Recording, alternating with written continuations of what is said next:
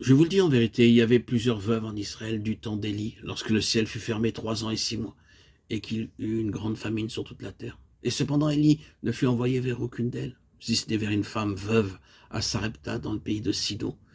Il y avait aussi plusieurs lépreux en Israël du temps d'Élisée le prophète, et cependant aucun d'eux ne fut purifié, si ce n'est Naaman le Syrien. Luc 4, 25-27.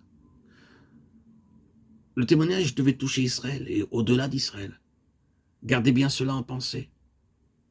Et ce fut le témoignage de la vie. Ce fut la question qui était en vue pour le peuple du Seigneur. Cela démontrait aussi que ces hommes étaient prophètes d'Israël. Une nouvelle fois, ce ministère rencontrait des situations qui étaient humainement impossibles. Le trait caractéristique de leur ministère, c'était la vie.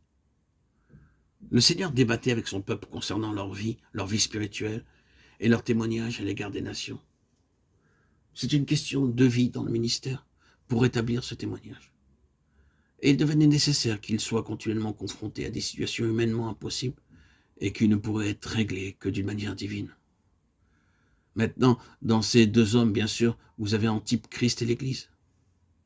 Christ est représenté par Élie, parvenant finalement au Jourdain et du Jourdain allant vers la gloire.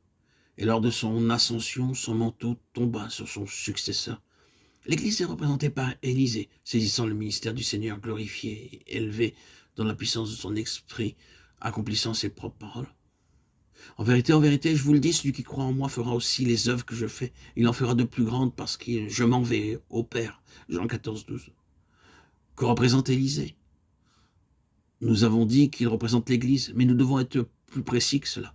Il représente le ministère de l'Église sur la base du Saint-Esprit présent dans l'Église, mettant en évidence toutes les valeurs, toutes les potentialités de la résurrection, de l'ascension, de la glorification de Christ.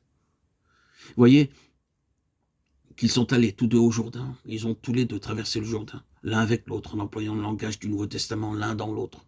Sur l'autre rive du Jourdain a eu lieu la glorieuse ascension du Maître. Alors le successeur, ramassant le manteau, recevant l'Esprit, s'est mis en marche pour manifester la puissance et les puissantes vertus de la vie de résurrection. Où est le Seigneur, le Dieu d'Élie? Il a été répondu de nombreuses fois à cette question à travers tous ceux qui étaient confrontés à des situations de mort. Si vous pouvez saisir cela, vous avez la clé pour tous ces incidents. Certaines personnes sont venues et ont appelé les fils des prophètes. Bien sûr, en considérant l'histoire telle qu'elle est écrite, vous n'êtes pas emballé par ces fils des prophètes. Cependant, ils typifient quelque chose. Qu'est-ce qu'ils signifient? Ils représentent ceux qui serviront parmi le peuple du Seigneur en relation avec cette énergie de l'Esprit, qui est présente dans Élisée, ceux qui parmi le peuple du Seigneur servent pour le témoignage de Jésus, pour le témoignage de sa vie ressuscitée. C'est très simple. Maintenant, notez ce qui est arrivé. Ces fils des prophètes ont dû entrer dans l'expérience pour pouvoir servir. Ce ministère particulier qui progressait était le ministère de la vie, vainquant la mort. Considérons les choses qui sont citées, les eaux de Jéricho, le poisson dans le pot, le fer de hache qui tomba dans le fleuve et qui a surnagé. Tout fait allusion à la mort agissant dans diverses directions de plusieurs manières, chacune d'elles ayant sa propre signification, et de la vie se manifestant triomphalement sur la mort lors de ces tentatives. Ces fils des prophètes ont eu l'expérience de tout cela, mais ils ont appris en étant terriblement éprouvés. Et chaque fois, il y avait cette attitude. Maître, qu'est-ce que nous ferons? C'est leur cri sans cesse répété. Et il doit en être ainsi pour nous qui sommes aussi confrontés au même dilemme.